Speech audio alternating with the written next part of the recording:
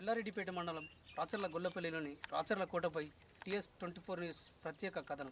సిరిసిల్ల జిల్లాగా ఏర్పాటవుతున్న క్రమంలో ఈ ప్రాంతంలోని చారిత్రక ప్రదేశాలపై TS24 న్యూస్ బృందం ప్రత్యేక అధ్యయనం చేపట్టింది. ఈ క్రమంలోనే ఎల్లారెడ్డిపేట మండలం రాచర్ల కోట చారిత్రక అంశాలను పరిచయం చేస్తున్నాం. అత్యంత సాంకేతిక పరిజ్ఞానంతో శత్రువు చొరబడేందుకు వీలు లేకుండా నిర్మించిన కోటే రాచర్ల కోట. సుమారు 1000 ఎకరాలకు పైగా నిర్మాణమైన ఈ కోట శిథిలమైన ఆనవాళ్ల రూపంలో ఇప్పటికీ మనకు దర్శనమిస్తుంది. ఈ ప్రాంతంపై ఓ ప్రాచీన కథనం ప్రచారంలో ఉంది. సుమారు 10 గ్రామాల విస్తీర్ణంలో ఉండే ఓ చెరువును కోట చుట్టూ రక్షణ కవచంలా మలుచుకొని కోట లోపల ఆయుధాగారాలు, శయన మందిరాలు, గుళ్ళు, గోపురాలు, నిధులను దాచి ఉంచేందుకు రహస్య స్థావరాలు, రాచర్ల కోట సంస్థానంలో ఒంటికన్ను గుర్రం మీద స్వారీ చేస్తూ ప్రజల బాగోగులను తెలుసుకునే సింగమరాజు ఈ ప్రాంతాన్ని పాలించాడని స్థానికులు చెబుతారు. దాడుల్లో ఇక్కడ రాజులు ఈ ప్రాంతాన్ని వదిలిపోయిన జక్కులమ్మ కోట పరిరక్షణలో ఉందనే కథనం ప్రస్తుతం ప్రచారంలో ఉంది. ఇప్పటికీ కోట ముఖద్వారం వద్ద జక్కులమ్మ పూజలు నిర్వహించి గుడి మనకు దర్శనమిస్తుంది. చెరువుకు ఎలాంటి తూము లేకుండా కోట చుట్టూ కాలువ ప్రవాహం ఉండేలా నిర్మించిన తీరు అబ్బురపరుస్తుంది. ఇప్పటికీ ఈ కాలువను ఈ ప్రాంతంలో రైతులు వాడుతున్నారు. ప్రస్తుతం ఎల్లారెడ్డిపేట మండలంలో రాచర్ల గొల్లపల్లి, రాచర్ల బొప్పాపూర్, రాచర్ల గుండారం, రాచర్ల తిమ్మాపూర్ పేర్లతో వాడుకలో ఉన్న ఈ ప్రాంతం సుమారు 11వ శతాబ్దానికి చెందినదిగా చెబుతారు. ప్రస్తుతం శిథిలావస్థలో ఉన్న ఈ ప్రాంతంలో ఇప్పటికీ గుప్త నిధుల కోసం యథేచ్ఛగా తవ్వకాలు జరుగుతున్నాయి. దశాబ్ద కాలం క్రితం ఓ రైతు పొలం దుక్కి దున్ని చేస్తుండగా భూగర్భంలో కోటకు సంబంధించిన ఆనవాళ్లు బయటపడ్డాయి. ఈ కోటకు సంబంధించిన పలు శాసనాలు హైదరాబాద్లోని మ్యూజియంకు తరలించినట్లు స్థానికులు చెబుతారు. చరిత్రకు సజీవ సాక్ష్యంగా నిలిచిన ఈ కోటకు సంబంధించిన శిథిల ఆనవాళ్లు మనకిప్పటికీ ఈ ప్రాంతంలో దర్శనమిస్తాయి. ఇటీవల ఉపాధి హామీ పనుల్లో జక్కులమ్మ చెరువులో కొన్ని అపురూపమైన శిలలు బయటపడ్డాయి. ప్రస్తుతం జక్కులమ్మ చెరువుగా పిలువబడుతున్న ఈ ప్రాంతంపై పురావస్తు శాఖ వారు ప్రత్యేక దృష్టి కేంద్రీకరిస్తే ఈ ప్రాంతం పర్యాటక ప్రాంతంగా విలసిల్లడమే కాకుండా గతకాలపు చారిత్రక వైభవాన్ని నేటి తరానికి పరిచయం చేస్తుంది. తెలంగాణ రాష్ట్ర ప్రభుత్వం దృష్టి కేంద్రీకరించి వారసత్వ సంపదను కాపాడాలని ప్రజలు కోరుతున్నారు.